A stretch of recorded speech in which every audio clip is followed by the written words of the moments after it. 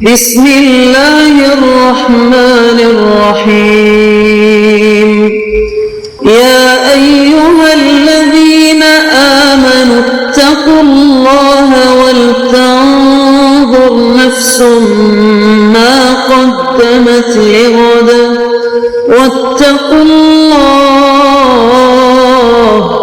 ان اللہ خبیر بما تعملون۔ اے ایمان والو، اللہ سے ڈرتے رہو اور ہر شخص کو دیکھنا چاہیے کہ اس نے کل یعنی آخرت کے لیے کیا سامان بھیجا ہے، اور ہم پھر کہتے ہیں کہ اللہ سے ڈرتے رہو، بے شک اللہ تمہارے سب اعمال سے خبردار ہے۔ بسم اللہ الرحمن الرحیم، الحمد للہ رب العالمین، والصلاة والسلام على اشرف الانبیاء والمرسلین وعلى آلہ واصحابہ اجمعین ومن تبعہم بإحسان الى یوم الدین۔ قابل صد احترام حضرات شائقین و شائقات سچا پیغام، السلام علیکم ورحمۃ اللہ وبرکاتہ۔ آج کی محفل میراث النبی کے نورانی پروگرام میں آپ کا استقبال ہے۔ اہلا و سہلا مرحبا۔ ہم آپ تمام حضرات و مستورات کا خیر مقدم کرتے ہیں۔ محترم حضرات و خواتین، تعلیم کا آغاز ہو رہا ہے۔ سب سے پہلے آداب تعلیم کا لحاظ کرتے ہوئے تعلیم کی طرف متوجہ ہو جائیں۔ پورے دھیان سے سننا، عمل کی نیت سے سننا اور تبلیغ کی نیت سے سننا، یعنی سنی ہوئی باتیں دوسروں تک پہنچانے کے جذبے سے سننا۔ چند خاص آداب تعلیم ہیں، امید ہے کہ آپ حضرات ان آداب کا ضرور خیال رکھیں گے۔ جزاکم اللہ۔ بسم اللہ الرحمن الرحیم۔ حضرت ابو حذیفہ رضی اللہ عنہ کی ندامت۔ حضرت عبداللہ ابن عباس رضی اللہ عنہما فرماتے ہیں، حضور صلی اللہ علیہ وسلم نے جنگ بدر کے دن اپنے صحابہ سے فرمایا، مجھے یہ معلوم ہوا ہے کہ بنو ہاشم اور بعض دوسرے قبیلے کے لوگوں کو یہاں زبردستی لایا گیا ہے، وہ ہم سے لڑنا نہیں چاہتے، لہذا تم میں سے جس کے سامنے بنو ہاشم کا کوئی آدمی آ جائے تو وہ اسے قتل نہ کرے، اور جس کے سامنے ابو البختری ابن ہاشم ابن حارث ابن اسد آ جائے تو وہ اسے قتل نہ کرے، اور جس کے سامنے عباس ابن عبد المطلب حضور صلی اللہ علیہ وسلم کے چچا آ جائیں وہ انہیں قتل نہ کرے، کیونکہ وہ بھی مجبوراً آئے ہیں۔ اس پر حضرت ابو حذیفہ رضی اللہ عنہ نے کہا، ہم تو اپنے باپ، بیٹوں اور بھائیوں کو قتل کریں اور عباس کو چھوڑ دیں؟ اللہ کی قسم، اگر عباس میرے سامنے آ گئے تو میں تلوار سے ان کے ٹکڑے ٹکڑے کر دوں گا۔ حضور صلی اللہ علیہ وسلم کو جب یہ بات پہنچی تو آپ صلی اللہ علیہ وسلم نے حضرت عمر فاروق رضی اللہ عنہ سے فرمایا، اے ابو حفص۔ حضرت عمر فاروق رضی اللہ عنہ کہتے ہیں، اللہ کی قسم یہ پہلا دن تھا جس دن حضور صلی اللہ علیہ وسلم نے میری کنیت ابو حفص رکھی۔ کنیت سے پکارنے کے بعد آپ صلی اللہ علیہ وسلم نے فرمایا، رسول اللہ کے چچا کے چہرے پر تلوار کا وار کیا جائے گا؟ حضرت عمر فاروق رضی اللہ عنہ نے کہا، اے اللہ کے نبی، مجھے اجازت دے دیں، میں تلوار سے ابو حذیفہ کی گردن اڑا دوں گا۔ اللہ کی قسم وہ منافق ہو گیا ہے۔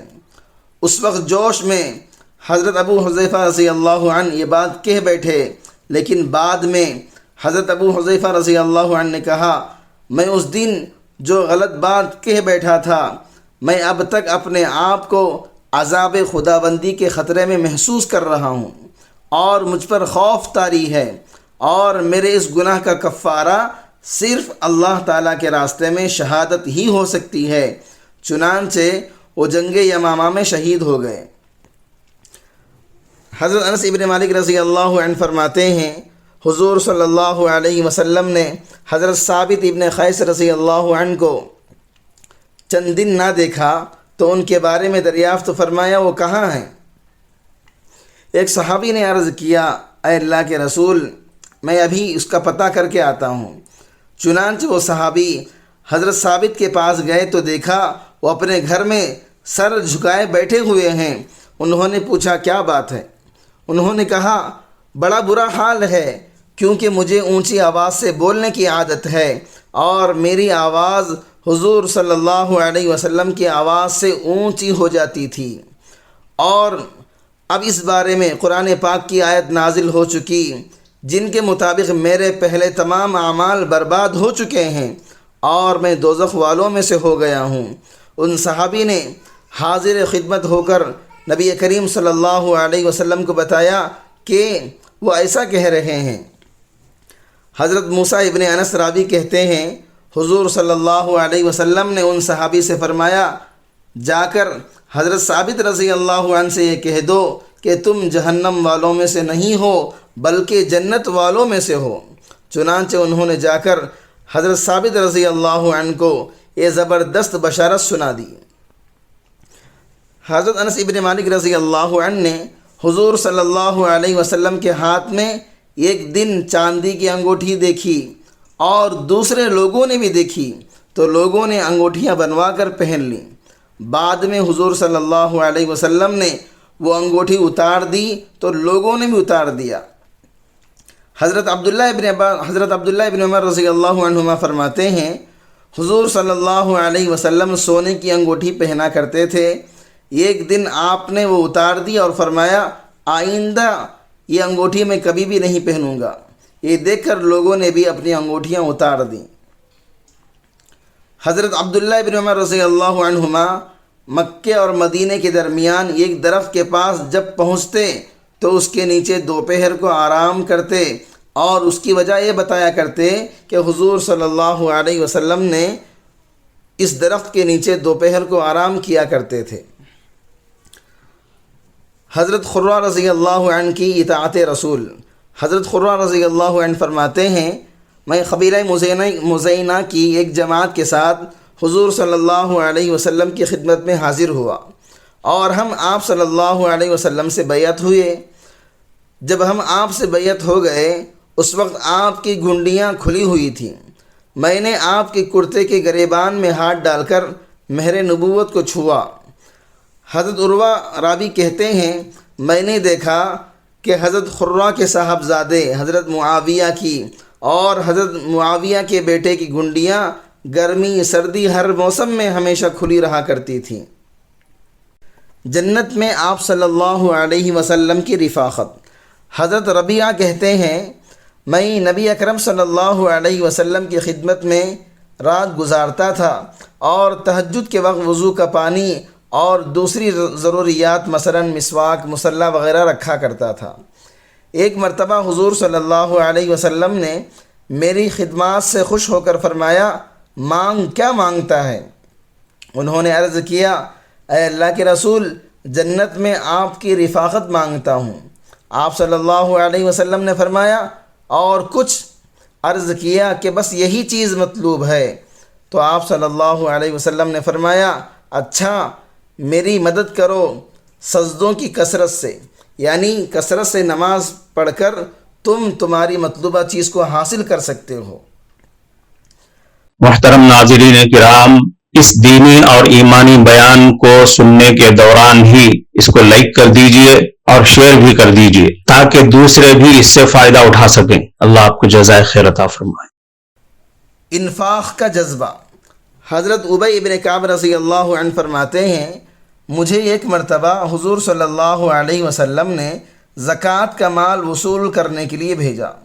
میں ایک صاحب کے پاس گیا اور ان سے ان کے مال کی تفصیل معلوم کی تو ان پر ایک اونٹ کا بچہ 1 سالہ واجب تھا۔ میں نے ان سے اس کا مطالبہ کیا۔ وہ فرمانے لگے 1 سال کا بچہ نہ دودھ کے کام کا نہ سواری کے کام کا۔ انہوں نے ایک نفیس عمدہ جوان اونٹنی سامنے کی اور کہا کہ یہ لے جاؤ۔ میں نے کہا میں تو اس کو نہیں لے سکتا، مجھے عمدہ مال لینے کا حکم نہیں، البتہ اگر تم یہی دینا چاہتے ہو تو حضور صلی اللہ علیہ وسلم سفر میں ہیں اور آج کا پڑاؤ فلاں جگہ تمہارے قریب ہی ہے، حضور صلی اللہ علیہ وسلم کی خدمت میں جا کر پیش کر دو، اگر منظور فرما لیا تو مجھے انکار نہیں، ورنہ میں معذور ہوں۔ وہ آدمی اس اونٹنی کو لے کر میرے ساتھ ہو گئے اور حضور صلی اللہ علیہ وسلم کی خدمت میں حاضر ہو کر عرض کیا، اے اللہ کے رسول، میرے پاس آپ کے قاصد زکوٰۃ کا مال لینے آئے تھے، اور خدا کی قسم مجھے آج تک یہ سعادت نصیب نہیں ہوئی کہ نبی کریم صلی اللہ علیہ وسلم یا ان کے قاصد نے میرے مال میں کبھی تصرف فرمایا ہو، اس لیے میں نے اپنا سارا مال سامنے رکھ دیا۔ انہوں نے فرمایا، اس میں 1 سالہ اونٹ کا بچہ زکوٰۃ کا واجب ہے۔ حضور صلی اللہ علیہ وسلم 1 سال کے بچے سے نہ تو دودھ کا ہی نفع ہے اور نہ سواری کا، اس لیے میں نے ایک عمدہ جوان اونٹنی پیش کر دی ہے، جس کو انہوں نے قبول نہیں فرمایا، اس لیے میں خود لے کر حاضر ہوا ہوں۔ حضور صلی اللہ علیہ وسلم نے فرمایا، تم پر واجب تو وہی ہے جو انہوں نے بتلائی، مگر تم اپنی طرف سے اس سے زیادہ اور عمدہ مال دے دو تو قبول ہے، اللہ تمہیں اس کا اجر مرحمت فرمائے۔ انہوں نے عرض کیا کہ اے اللہ کے نبی، یہ اونٹ حاضر ہے۔ حضور صلی اللہ علیہ وسلم نے قبول فرما لیا اور برکت کی دعا فرمائی۔ حضور صلی اللہ علیہ وسلم کے چچا حضرت حمزہ رضی اللہ عنہ غزوہ احد میں شہید ہو گئے، اور بے درد کافروں نے آپ کے کان، ناک وغیرہ اعضاء کاٹ دیے اور سینہ چیر کر دل نکالا اور طرح طرح کے ظلم کیے۔ لڑائی کے اختتام پر حضور صلی اللہ علیہ وسلم اور دوسرے صحابہ شہیدوں کی نعشیں تلاش فرما کر ان کی تجہیز اور تکفین کا انتظام کر رہے تھے کہ حضرت حمزہ رضی اللہ عنہ کو اس حالت میں دیکھا، نہایت صدمہ ہوا اور ایک چادر سے ان کو ڈھانک دیا۔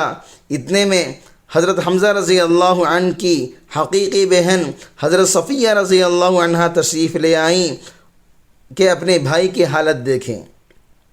حضور صلی اللہ علیہ وسلم نے اس خیال سے کہ آخر عورت ہیں، ایسے ظلموں کو دیکھنے کا تحمل مشکل ہوگا، ان کے صاحبزادے حضرت زبیر رضی اللہ عنہ سے ارشاد فرمایا کہ اپنی والدہ کو دیکھنے سے منع کرو۔ انہوں نے والدہ سے عرض کیا کہ حضور صلی اللہ علیہ وسلم نے دیکھنے سے منع فرما دیا۔ انہوں نے کہا کہ میں نے یہ سنا ہے کہ میرے بھائی کے ناک، کان وغیرہ کاٹ دیے گئے، اللہ کے راستے میں کون سی بڑی بات ہے، ہم اس پر راضی ہیں، میں اللہ سے ثواب کی امید رکھتی ہوں، انشاءاللہ صبر کروں گی۔ حضرت زبیر رضی اللہ عنہ نے جا کر اس کلام کا ذکر کیا تو حضور صلی اللہ علیہ وسلم نے اس جواب کو سن کر دیکھنے کی اجازت عطا فرما دی۔ آ کر دیکھا، انا للہ و انا الیہ راجعون پڑھا اور ان کے لیے استغفار اور دعا کی۔ کفارہ مجلس کی دعا پڑھ لیجئے۔ سبحانک اللہم و بحمدک، اشہد ان لا الہ الا انت، استغفرک و اتوب الیک۔